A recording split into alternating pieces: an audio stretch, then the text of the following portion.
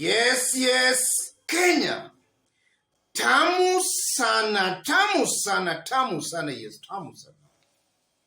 Yesterday, Professor Mutahi Ngunyi had a very interesting tweet, a tweet I want us to have a look, for it's going to form the basis of our analysis and discussion right now.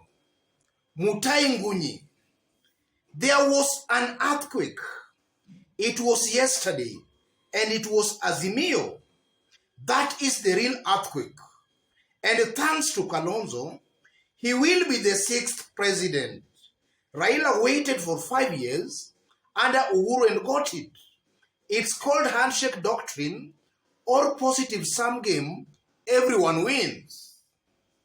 From that tweet, it's clear Mutahi Ngunyi is referring to Raila's Saturday coronation as the Azimio presidential candidate. And Mutahi Ngunyi is terming that an earthquake. And he goes ahead to insinuate that Kalonzo most likely will be the 6th president, assuming Raila wins this year's election.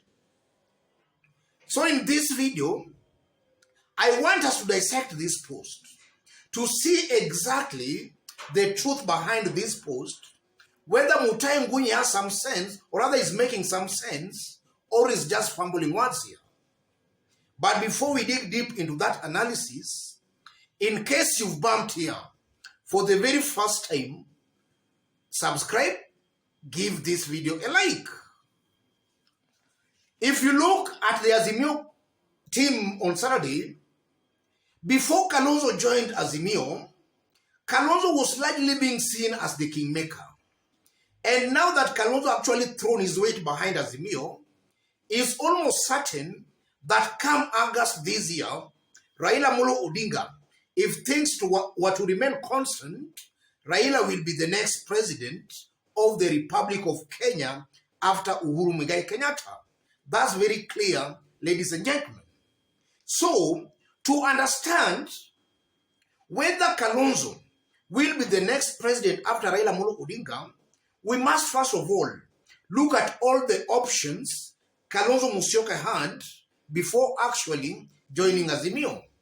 After looking at all those options, we'll just see clearly whether Kalonzo has the chance of being the 6th president after Raila Molo Odinga.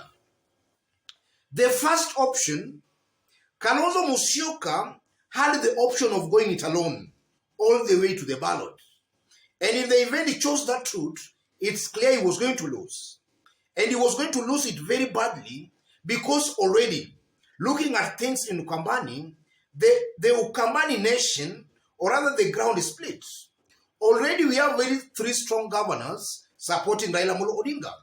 And then there are some leaders from Ukambani still supporting William Ruto.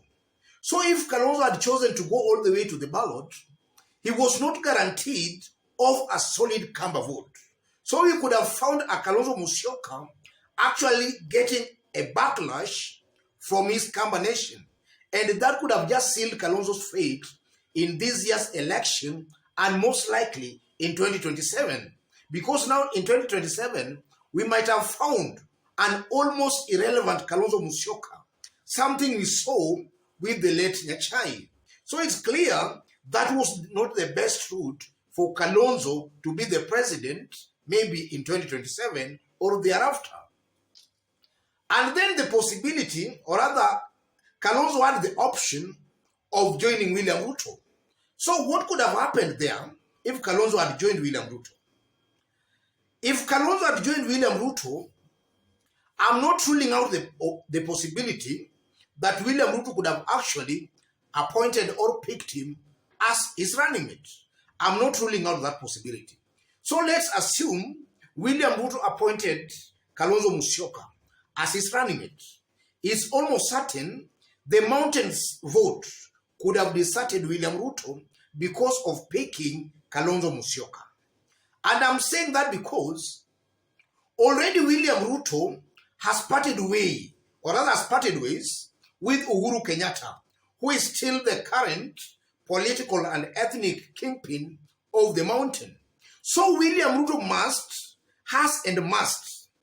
pick a running mate, or rather pick a running mate from the mountain to endear himself to the people.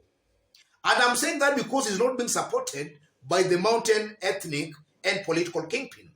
Assuming Uhuru Kenyatta was supporting William Ruto, in my considered opinion, William Ruto had not necessarily to pick a running mate from the mountain. But now that he has differed with Uhuru Kenyatta, he has and must pick a running mate from the mountain to endear himself to the mountain.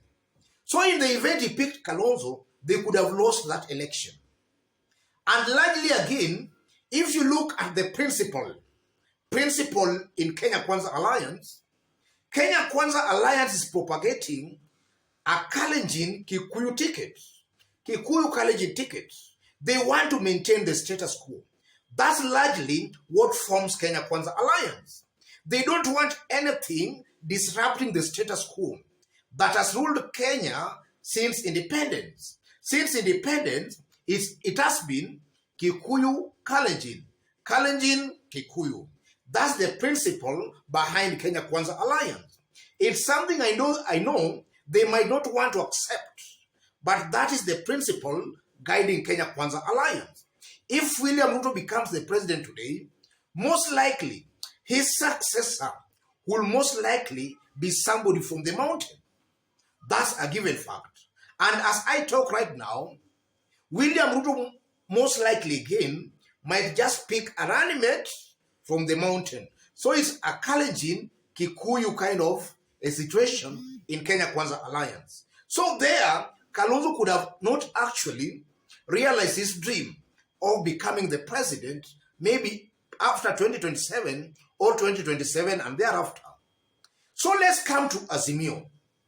Yes, let's come to Azimio.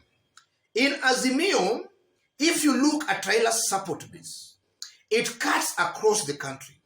And that support base is supporting Raila Odinga unconditionally.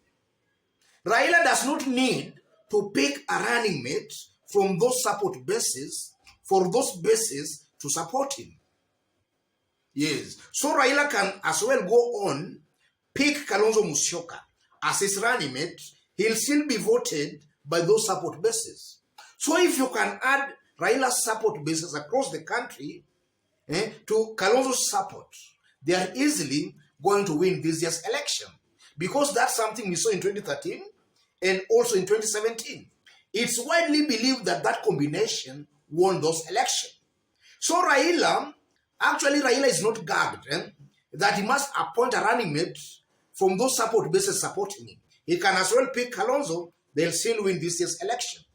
And then also if you look at the principle in Azimio, it's as if they want change.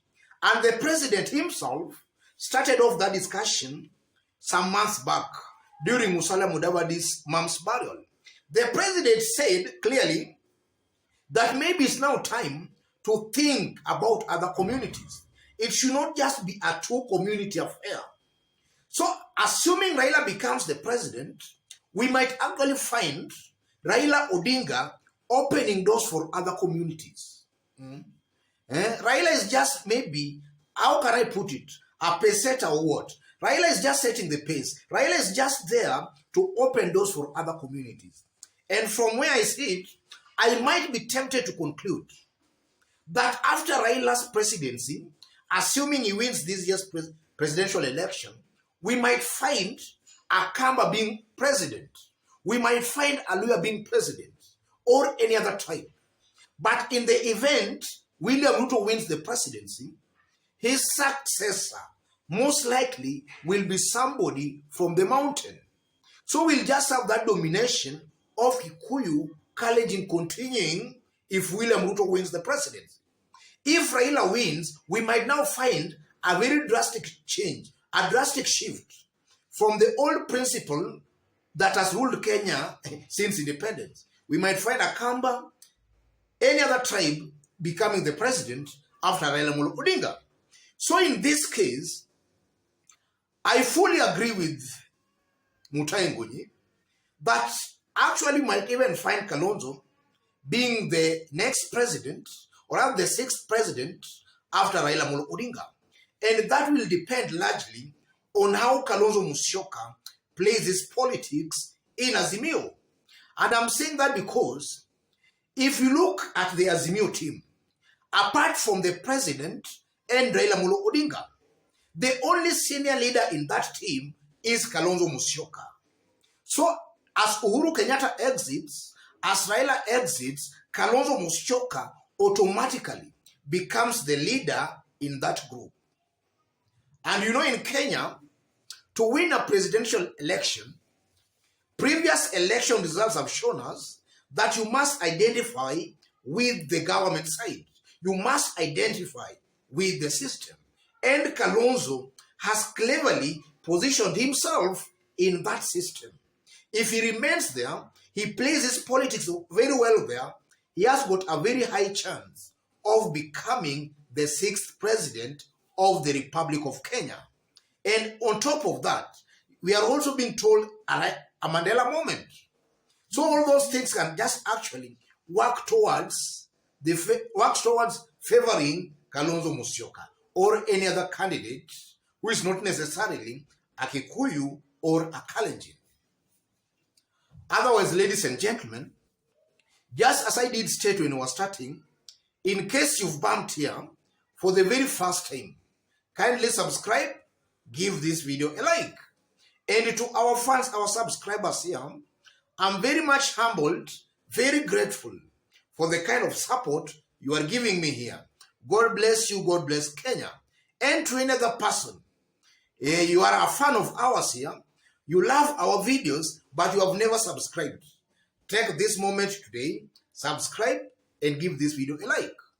And before I forget, to our subscribers again, some of you have been sending me messages that they don't get my videos anytime I upload them. They get them maybe after 2 or 3 days. So let me tell you this. If you have subscribed already, make sure you tap on the subscription button, on the notification bell, and then you choose all. So that anytime we upload a video, you will be the first to be notified. Tap on the notification bell and choose all. Thank you. God bless you. God bless Kenya.